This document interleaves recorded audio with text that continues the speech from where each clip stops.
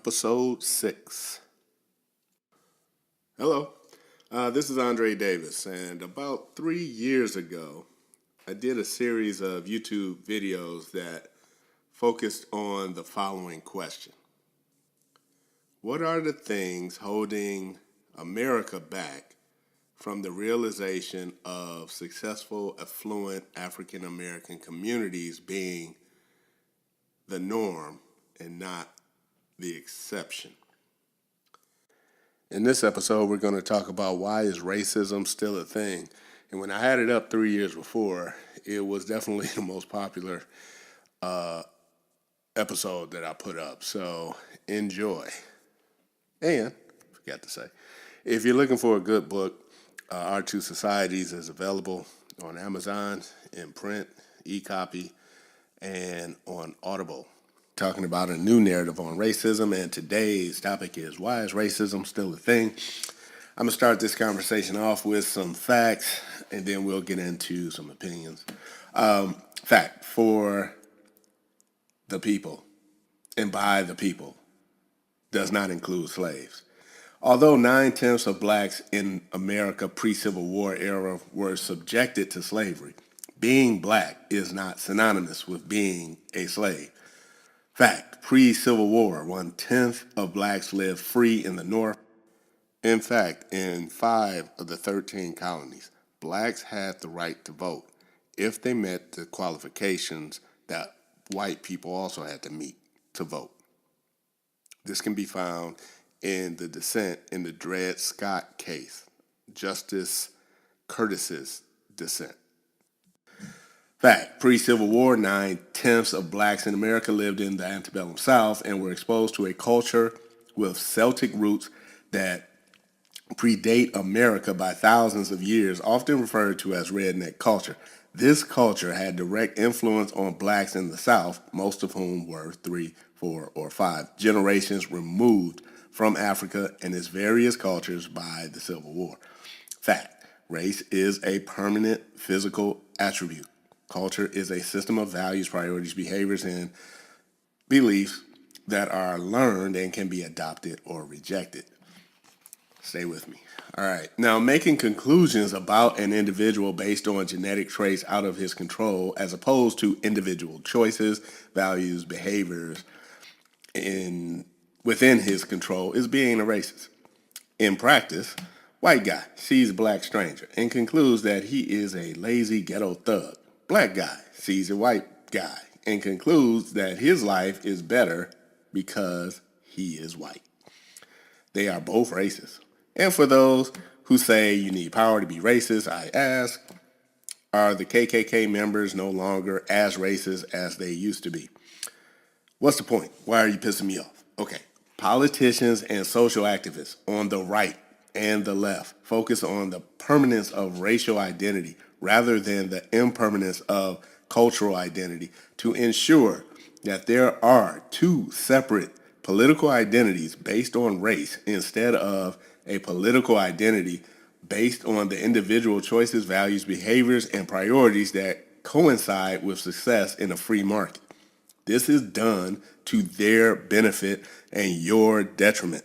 Most members and supporters of organizations like, stay with me, Black Lives Matters and their organized opponents don't realize that they are just playing their part in this divisive play that keeps the focus on race and not on important issues that politicians cannot help you with, like what are you going to do when your job or your industry becomes automated by technology?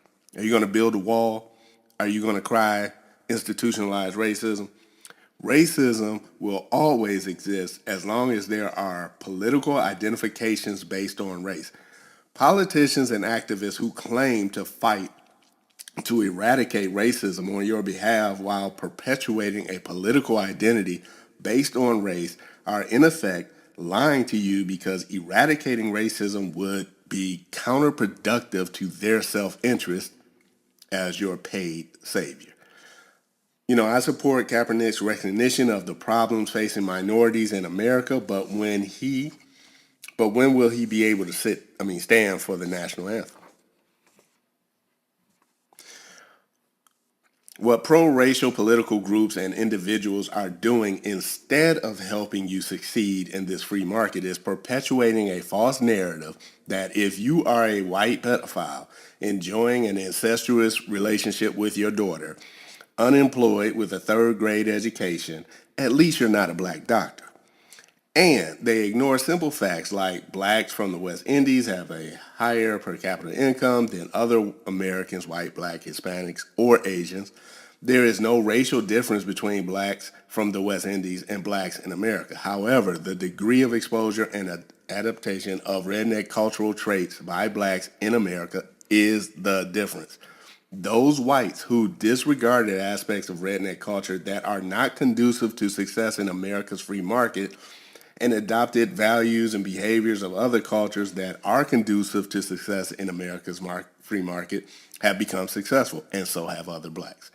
The civil rights movement and the Black Lives Matter movement differ in one very important way. The civil rights matter fought for equality before the law for all people. The Black Lives Matter movement, among other things, is essentially seeking social equality.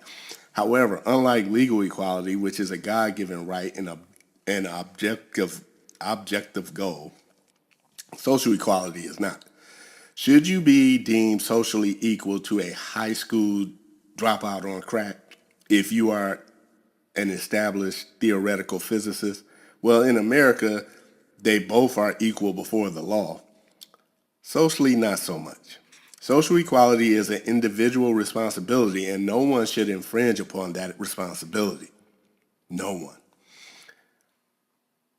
So here's some solutions.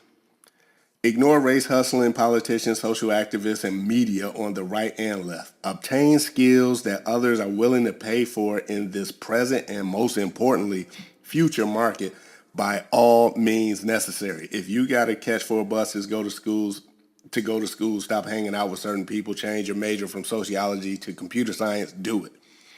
Understand that a successful accomplishment does not happen overnight like winning the lottery. Success should be more so looked upon as accomplishments as opposed to purchases.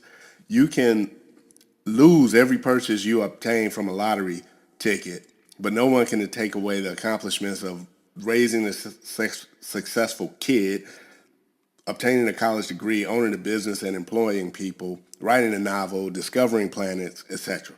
Raise your individual standards and expectations of people you care about. Never let anyone, including you, your parents, significant others, the media, politicians, or social activists, convince you that you can't do something because of your race.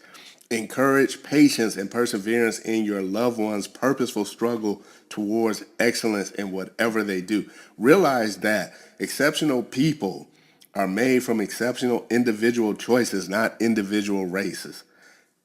Find encouragement, inspiration, and guidance in a mentor or a book. And then see what happens. What do you think?